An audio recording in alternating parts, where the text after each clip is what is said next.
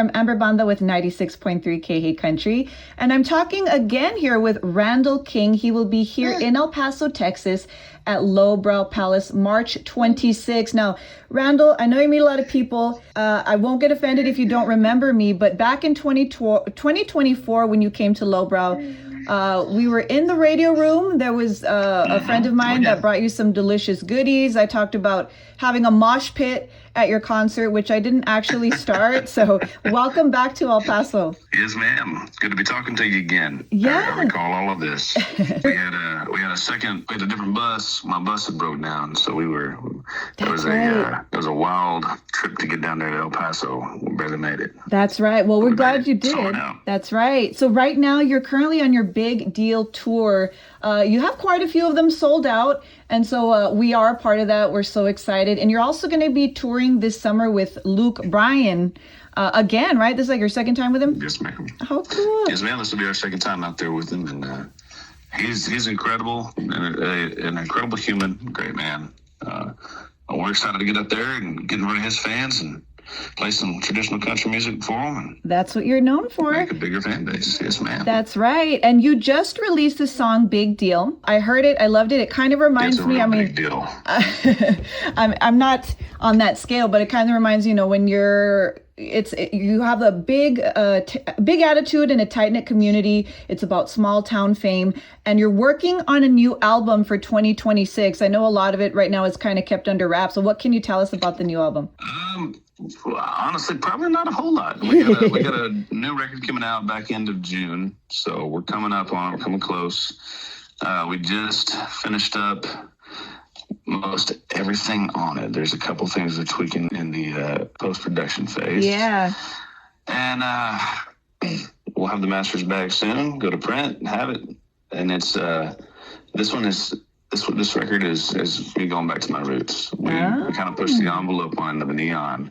Yes. And went with a bigger production, more modern sound within the traditional lines of it. And I wanted to tip back towards my self-titled record. So there you go. The songs will be picked, lean a lot more towards the Alan Jackson, Keith Whitley, George Strait vibe that I grew up with, that self-titled record is. And this record's going to be great. Awesome. And now touring looks a little different, right? You have a little guest with you touring with a baby. How has that been different? Well, as of right now, she's not really on the road with me. I'm not able to bring her out. I have 13 guys on one bus. Yeah. So I'm not bringing her on my bus. Right. So definitely don't. As of right now, yeah, it's still just, she's talking to you right now, actually. I know. She's As so of right cute. now.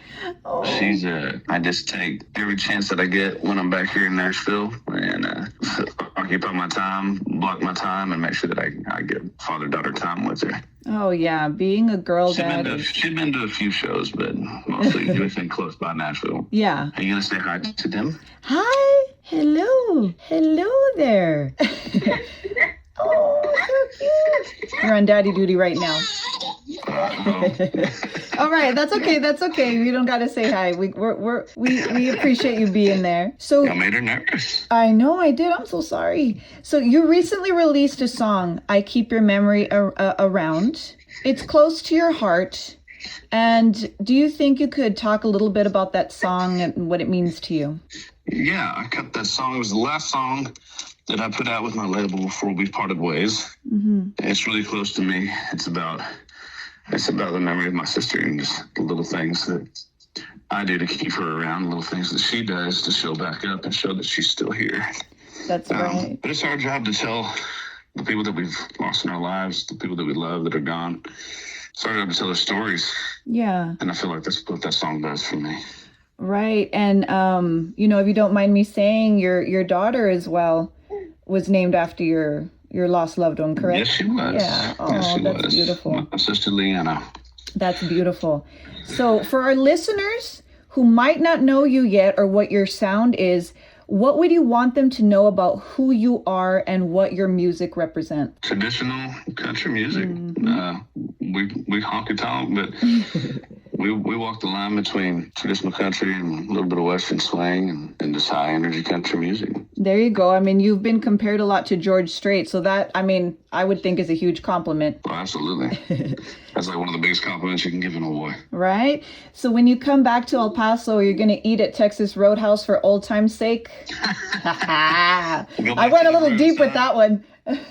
Yeah. Yeah, there's a Texas Roadhouse nearby. There sure is. Shout out to Texas Roadhouse, one of my favorite places.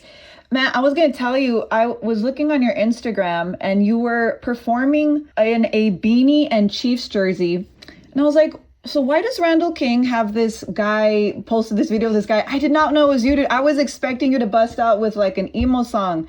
You know, like hit us with the, tonight will be the night I fall in love with you. Oh, yeah. Over again. Yes, there you go. So first off, that was sound check. He used to wear whatever he wants to at sound check. That's kind right. of melody. That's true. But we were working on the new song that's coming out the back end of February. It's a song called "Think About Drinking," which is a very Merle Haggard-esque type of a song. So good. It's just traditional country. Like, this is something that you would have heard back in the 70s, 80s out of Merle Haggard. Yeah. Which I love. Yeah. Merle's one of my idols. So we were working it, yeah. But I'm a Chiefs fan. I'm a Cowboys fan first. All right. I was But going to say, man. Tech, so I pull for Patrick Mahomes. Yeah. So you'll see, most of the time you'll see me in Chiefs gear. Because, the Chiefs have just been drastically better than my Cowboys. Oh, man, so I know. I'm going to pull for them. I mean, I'm a Cowboys fan, too, and I feel your pain. And I guess I don't mind the Chiefs. I think I'm a Patriots hater. that's me. Good. I'm like, anyone who's not hater. for the Pats. So I have here, I did something with AI, all right? And if you're game for it, I asked AI, and I've done this before, if I were to nicely roast Randall King, what would I say? And it gave me some quote unquote disses. You want to hear them? Yeah, come on with it. All right, let's do it. All right. So this is AI, okay? So these are kind of corny, actually. You play nearly 150 shows a year. At what point does your tour bus just become your primary residence and your actual house becomes the vacation spot? That one's not too bad, right? Yeah. Well, I mean, the truth is it basically is. Yeah, it's true. I'm in the tour bus more than I am a regular home. So I'm curious, what do you do in the tour bus? Like, I mean, play cards? Like, do you binge like Love Island or Love is Blind? Like, what do you do? Literally, I pay for every single streaming platform we have. What do you watch? We got that Elon Musk internet. Starlink. Yes. Yeah. So we can anywhere we go, we got signal to be able to watch whatever we want. Guys watch weird things, but it's like Borderlands. Okay. The Boys. Oh my God, I love that show, The Boys. It's not a kid show, but it's so good. What are your guilty pleasure shows? My guilty pleasure shows? Yeah, like, do you watch any like Traitors, Love is Blind, Love Island, Real Housewives, anything like that? Anything that you might be embarrassed to admit? Nah, to be honest with you, I don't have a whole lot of extra time to watch shows. The Boys is good though. Yeah, The Boys is fun I'll walk on there and they got that on and I'll keep up with a little bit of it. I gotta ask like 30 questions and they're like, dude, just sit down and watch it. Oh my God, you're one of those. Yeah. So I'm like, wait, what happened here? Why is this happening? What? Why is she doing that? And what is happening there? And what are they walking into?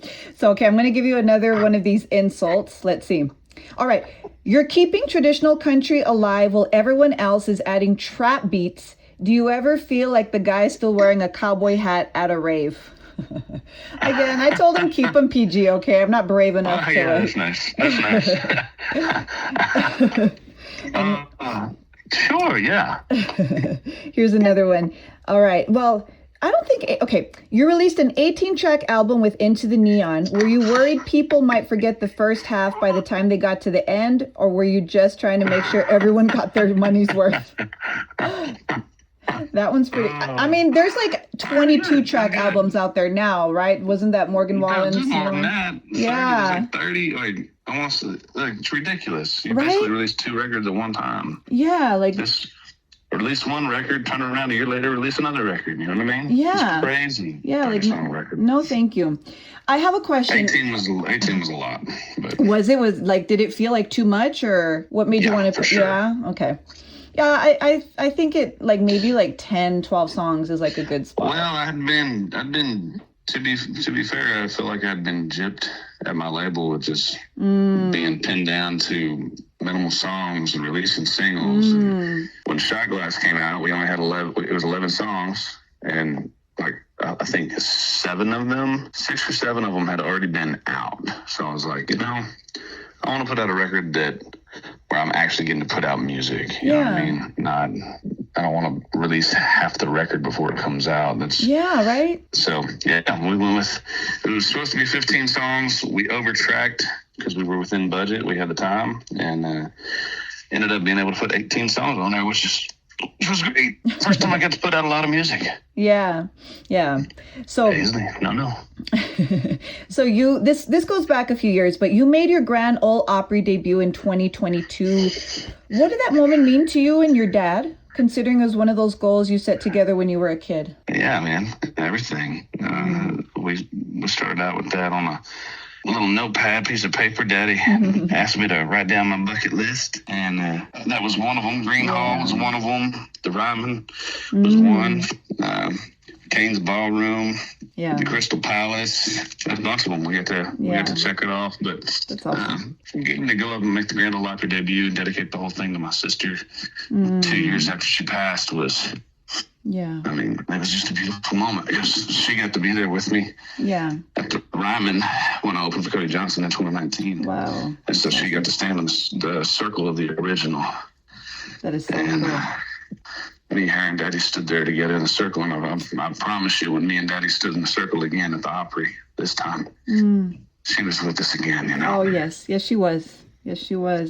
I love that. So I have 2 more questions for you, so you can get back to your baby.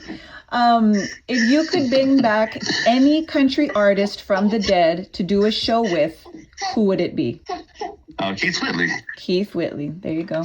That was fast. All right. Finally, Randall, is there anything else that you would love to tell the listening audience? Man, life is short. That's right. Just live in the moment. Soak it in. Stay off your phone. Keep your phone out of your face. Yeah. Quit doom scrolling. Yes. Live your life. Yep. This time moves quick. Spoken like a true dad. All right, Randall. Well, again, Randall King, he's going to be back in El Paso, Texas. Lowbrow Palace, March 26th. Lowbrowpalace.com or RandallKingMusic.com. That's 2 L's. Randall, thank you so much for talking with us, and thank you for having your little guest on. I appreciate you taking out some of your precious daddy-daughter time to talk with us, to talk with me. Yes, ma'am. Well, I appreciate it very much. You guys enjoy your day, and we'll see you out there in March. We'll see you soon, Randall. Have a good one. Yes, ma'am. You too. Bye.